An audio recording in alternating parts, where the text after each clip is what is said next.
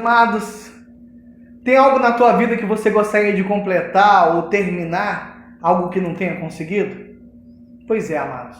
Nós vamos continuar falando sobre ciclos e nós vamos pegar aqui 1 Tessalonicenses, a partir do capítulo 5, a partir do versículo 1. Diz assim: Não é necessário, irmãos, que eu lhe escreva sobre quando e como isso acontecerá, pois vocês sabem muito bem que o dia do Senhor virá inesperadamente, como um ladrão à noite.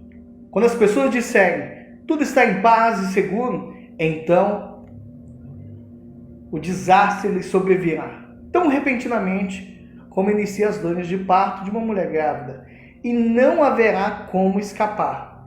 Mas vocês, irmãos, não estão na escuridão a respeito dessas coisas, e não devem se surpreender quando o dia do Senhor vier como ladrão, porque todos vocês são filhos da luz e do dia. Não pertencemos à escuridão e à noite. Portanto, fiquem atentos, não durmam como os outros, permaneçam atentos e sejam sóbrios. Olha que palavra maravilhosa.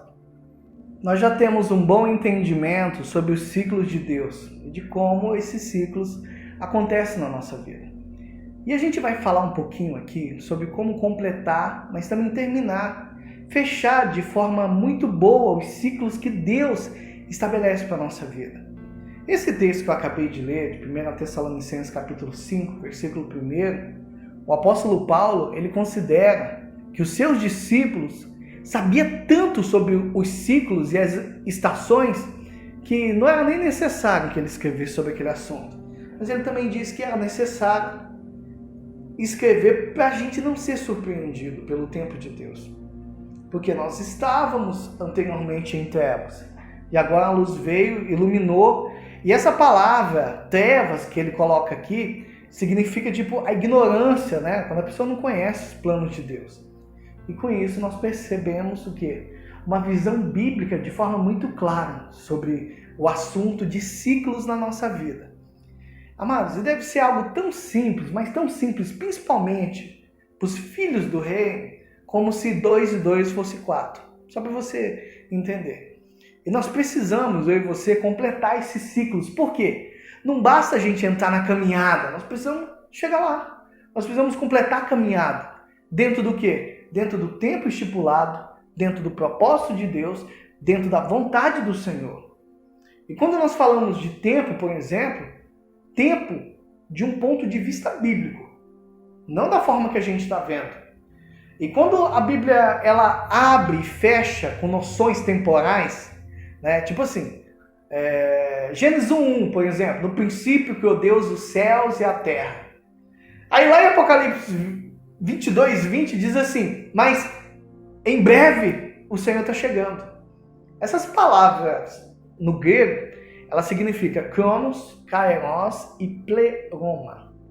E quando nós falamos de Cronos, se refere ao tempo linear, que é esse tempo nosso, tempo cronológico, de quantidade, 1, 2, 3 e tal. E no Novo Testamento é citado várias vezes também. Mas o Kairos, ele se refere ao tempo certo, o tempo oportuno, a estratégia, sabe? O tempo para as coisas acontecerem. É o tempo qualitativo, que está qualificando. Se nós pegarmos, por exemplo, Marcos 1,15, ele vai dizer que o tempo está cumprido. O reino de Deus está próximo. Aí nós temos, arrependei-vos e credes no evangelho do Novo Testamento de Cristo. Kairos significa tempo, designado para acontecer as coisas e os propósitos de Deus. Tempo em que Deus age. Consegue compreender? É usado também no Novo Testamento. Não lembro quantas vezes, mas uns 80 ele vai pedrado. É um período, como se fosse um período de colheita. Lá em Hebreus 9, versículo 10, eu amo o livro de Hebreus, diz que esse tempo passa por ordenanças da carne não baseadas somente em comidas, né, impostas ali, mas também ao tempo oportuno, o tempo da reforma. Tipo assim, chegou o tempo e o Messias está vindo, o Messias da nova aliança. É chamado tempo de reforma, né, que é o Kairos. Aí lá em 1 Pedro, capítulo 5, versículo 6, diz o seguinte: humilhai-vos, portanto, sob a poderosa mão de Deus, para que Ele, no tempo oportuno, que é esse tempo Kairos, vos exalte. Esse tempo de Deus, de levantar no Kairos, é o tempo dele. Não é o tempo que a gente quer que se levante, entende? Aí nós temos crono, Kairos e pleroma. E pleroma já é o tempo da plenitude. Tipo assim, completou aquele ciclo, né? Tipo, Colossenses 2,9. Portanto, agora nele habita corporalmente toda a plenitude da divindade. Também nele estamos aperfeiçoados. Ele é o cabeça de todo o principado e potestade.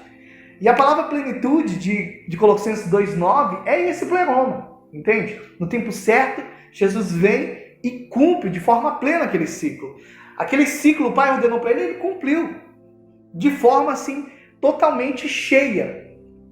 A mesma coisa existe com a nossa vida. Há essa ligação com o Senhor, da sua obra, dizendo, estamos aperfeiçoados, agora vai.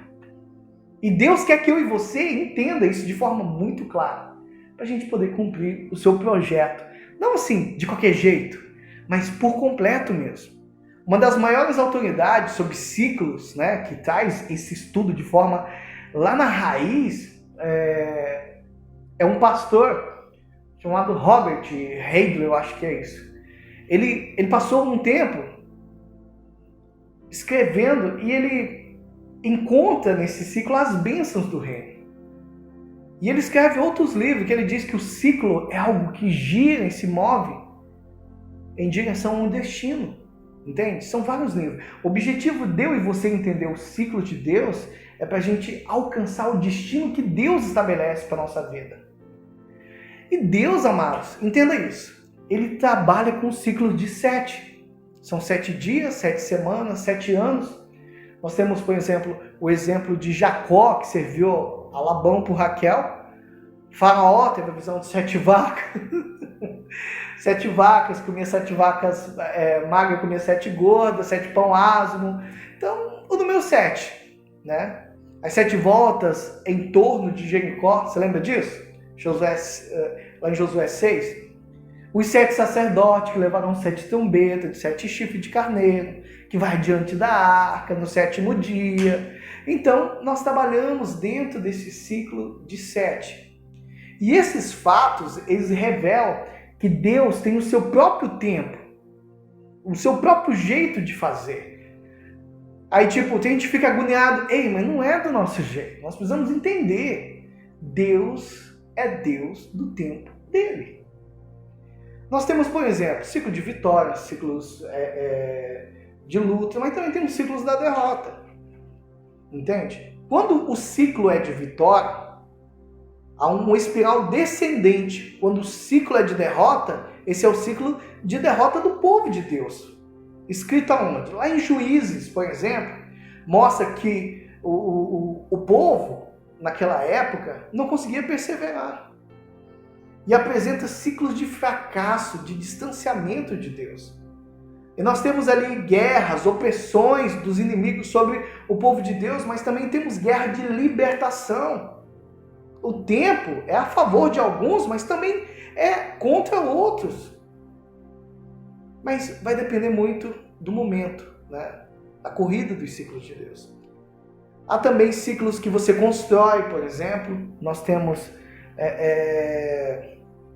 em Juízes, representa como acontece isso, que se repetiu de várias formas. 7 vezes tinha material farto. E o povo de Deus, quando ele se rebela contra Deus, lá em Juízes 2,12, deixaram o Senhor Deus, o Deus dos seus pais, que tiraram da terra do Egito e foram servir outros deuses, amados. Outro ciclo de derrota, outro ciclo de distanciamento. O ciclo de derrota espiritual começa com o quê? Tem gente que está todo arrebentado e não entende. Ué, você se afastou de Deus. O ciclo de derrota espiritual começa com o afastamento, da desobediência, da rebelião a Deus. Entenda uma coisa, Deus permite que os inimigos se levantem. Sabia disso? Lá em Juízes 2, eu não lembro qual que é o versículo, diz que pela ira do Senhor se acendeu tanto contra Israel que ele permitiu que o povo de Israel fosse roubado. Entregou nas mãos dos inimigos. E eles não conseguiam resistir. Ou seja, quando a pessoa está rebelde a Deus, não apenas está sem a bênção de Deus, como o próprio Deus luta contra ela.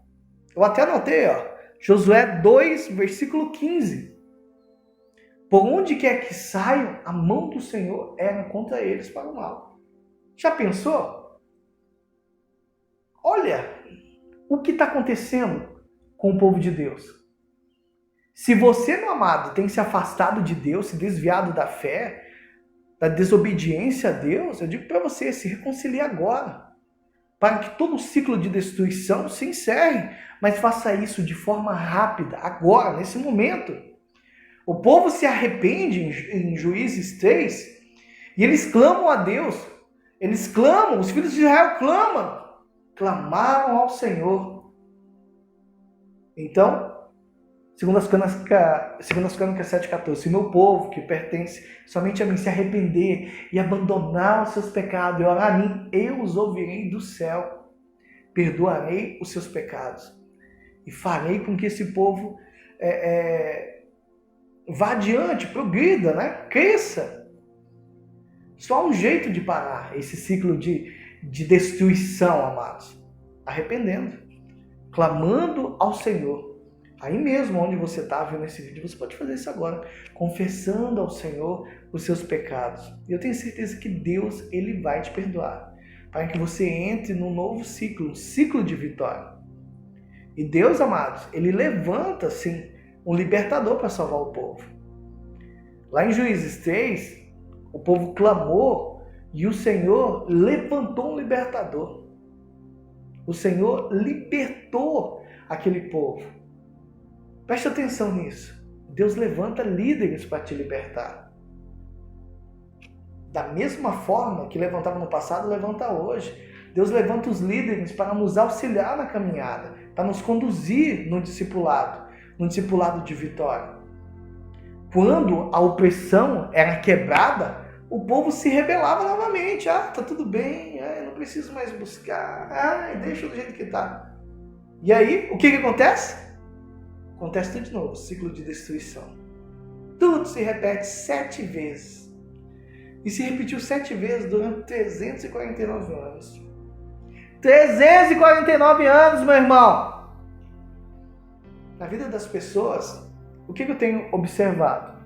Que acontece várias vezes, inúmeros ciclos. A pessoa vai ao encontro com Deus, entra num ciclo de vitória, começa a vencer a depressão, o vício, a ira. Aí as coisas param de ser destruídas, sabe? Aí ela se afasta de Deus. Acontece tudo novamente. O ciclo de derrota volta de novo na vida da pessoa. Então, amados, Deus se aproxima de nós quando nós pedimos perdão, quando nós nos reconciliamos. Então entra nesse ciclo de bênção, meu irmão. Se você permanecer, o ciclo das bênçãos nunca vai se afastar de você. Volta, sai fora desse ciclo de derrota.